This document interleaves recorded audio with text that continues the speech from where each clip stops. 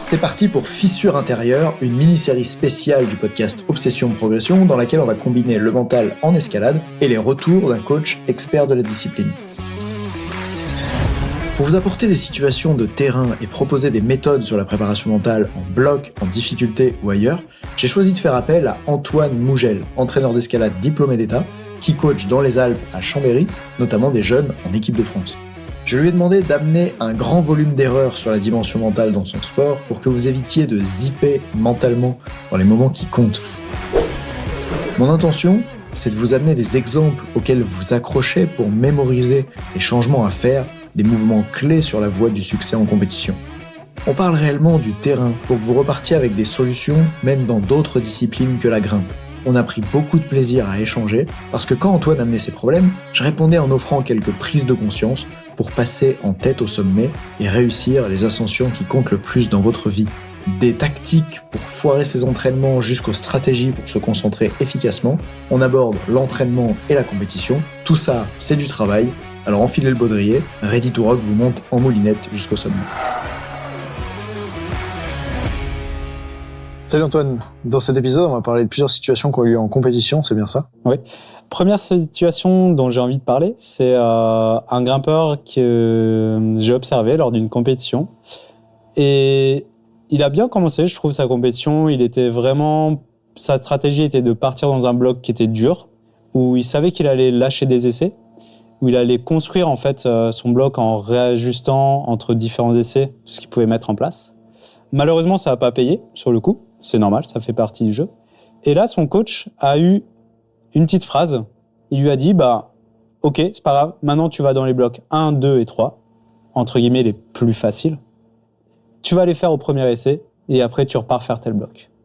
Et finalement, en disant ça, l'athlète s'est senti obligé de réussir les blocs faciles, entre guillemets, du premier coup. Et là, arrivé devant ces blocs faciles, qui ne l'étaient pas, qui étaient piégeurs, qui étaient exigeants, qu'il était capable de faire, mais vu qu'il ne l'a pas fait au premier essai, il a été incapable de les faire après, derrière. Et finalement, en une petite phrase, en un petit mot, il est sorti de sa compétition. Il n'a pas du tout réussi à revenir dedans. Quelle était la petite phrase, tu peux le redire? La petite phrase, c'était « Tu vas faire les blocs 1, 2 et 3, tu vas les faire au premier essai, et après tu vas faire celui-là qui est dur. » Et en minimisant finalement l'impact, la difficulté ou ce qu'il devait mettre en place dedans, du coup... Tu augmentes la honte de ne pas y arriver. Exactement. Et du coup, là, il s'est mis une pression telle, il s'est mis dans la tête qu'il n'était pas capable de les faire. Et du coup, J'ai accompagné récemment un entraîneur de foot et je supervisais son discours d'avant-match. Il m'a demandé qu'on le regarde ensemble. Et il s'est passé quelque chose de similaire. En fait, je le regarde et je l'entends régulièrement dire « Bon, là, on va tomber contre... » Donc, c'était en deuxième division de football, en D2. Et il me dit « Bon, là, on va tomber contre une équipe, c'est des petits jeunes. Et puis, vous savez, les petits jeunes, en général, ils défendent pas très bien. » Où il avait tendance, en fait, à critiquer de cette manière-là l'équipe adverse. Alors, je sais plus exactement ce qu'il disait, mais en gros, c'était basé sur « c'est des jeunes, ils sont peu expérimentés, et donc, voici les comportements qu'on devrait attendre d'eux. » Et j'ai trouvé pendant son discours que, au lieu de donner de l'énergie aux joueurs en mode on va relever un challenge difficile ensemble, ça donnait un petit peu cet effet de toute façon, l'adversaire, ça et ça, ils vont être en difficulté dessus, ils sont pas très bons parce qu'ils sont jeunes. Le résultat, c'est qu'il a perdu ce match. Je sais pas si c'est uniquement lié à ça, mais on était tous les deux d'accord en regardant son discours pour dire qu'il y avait quelque chose à améliorer par rapport à ça. Notamment parce que si t'es en difficulté à un endroit où on t'a dit ça, c'est facile, qu'est-ce que ça crée comme regard sur soi-même? Ça crée, si je suis nul à un truc qui est facile, ça veut dire que je suis pire que nul. Puisque qui d'autre, quelqu'un d'absolument nul, pourrait... Ne pas réussir ces trucs faciles. Exactement, ouais. Alors que l'intention à ce moment-là de l'entraîneur n'était pas du tout de lui dire ça va être facile ou tu es beaucoup plus fort que ces blocs, c'était de le mettre dans la situation de vas-y en mode tueur, t'es capable de le faire, tu vas les avoir en un essai. Lui donner de la confiance, mais au contraire, ça lui en a enlevé parce qu'il n'avait pas réussi du premier coup. Ok. Et pourquoi pas, ça peut être d'ailleurs un choix d'intervention. Et ouais. C'est vrai que c'est important de se demander, tiens, ce que je vais dire là, quelles conséquences ça peut avoir. Oui. Et où de mieux le piloter lors des prochaines compétitions. Exactement. Avec un autre grimpeur, ça aurait pu avoir un résultat totalement inverse. Ça aurait pu au contraire le booster et lui dire en mode mission commando et je vais dans le bloc 1, 2, 3, je les plie et c'est reparti. À propos de mission commando, tu avais d'autres situations comme celle-là dont tu voulais parler? Ouais, une situation d'une grimpeuse que j'ai suivie en compétition et qui commence sa compétition de la pire des manières, n'arrive pas du tout à s'exprimer, au bout du 3e bloc est en larmes et n'arrive plus du tout à grimper et s'exprimer. Et là, je lui ai proposé en fait un petit switch parce que là, émotionnellement, en fait, elle était plus capable de se raisonner. Et du coup, en fait, je vais passer sur mon téléphone toute une liste de questions ou de choses à penser. Et je lui ai dit, prends le temps que tu veux, prends mon téléphone, lis ces questions, choisis celle que tu veux et t'y réponds. Et comme ça, elle est partie pendant 10 minutes. Elle a lu ses petites questions, elle a choisi sa question, elle y a répondu. Et là, elle est revenue avec le sourire. Bon, tu laisses un suspense, c'est quoi ces questions?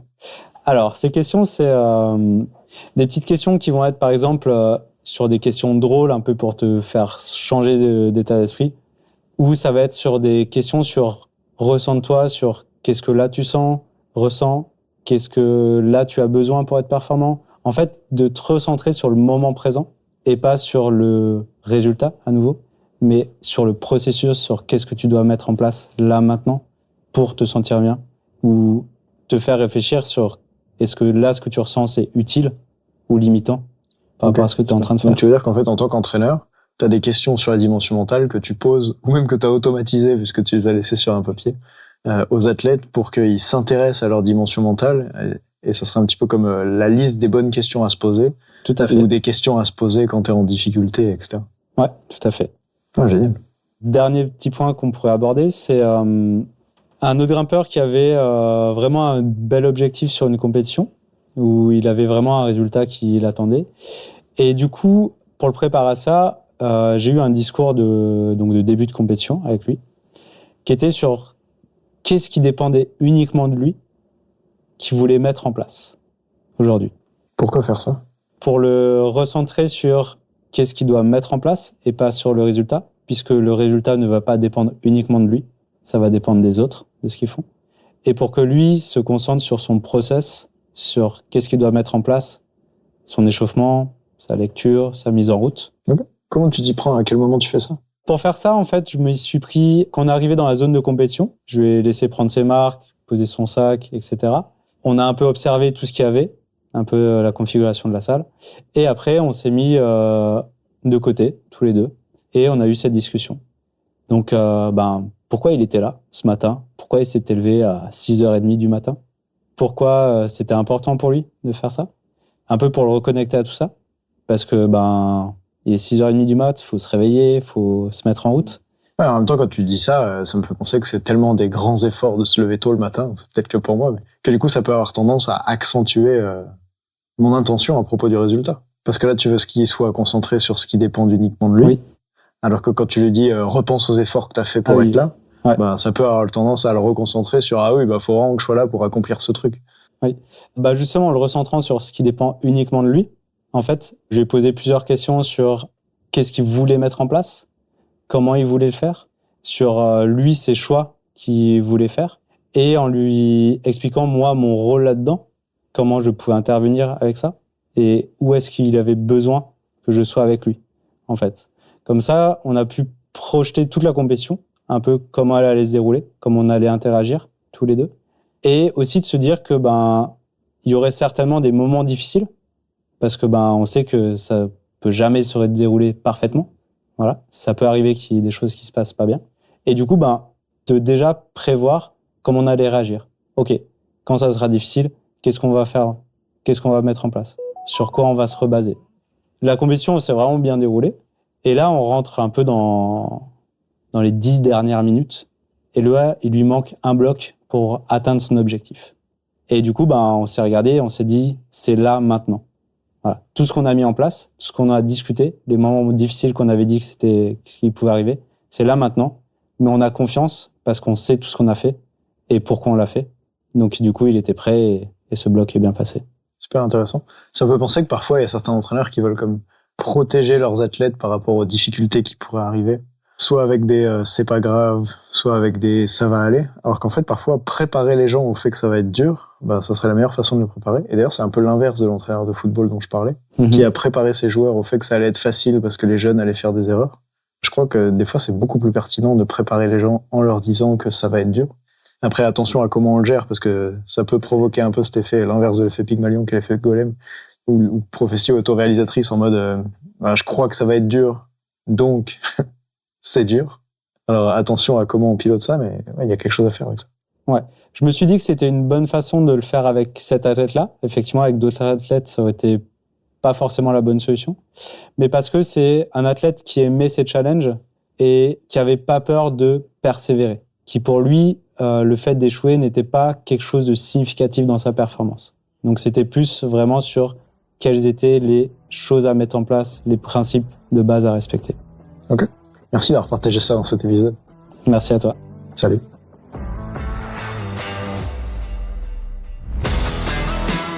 On dit souvent que le mental, c'est 70% de la performance à haut niveau. Pourtant, rares sont ceux qui l'entraînent au moins de 10% du temps. En écoutant jusqu'ici, t'as donné à la dimension mentale un peu plus de la place qu'elle mérite chaque semaine. Bien joué.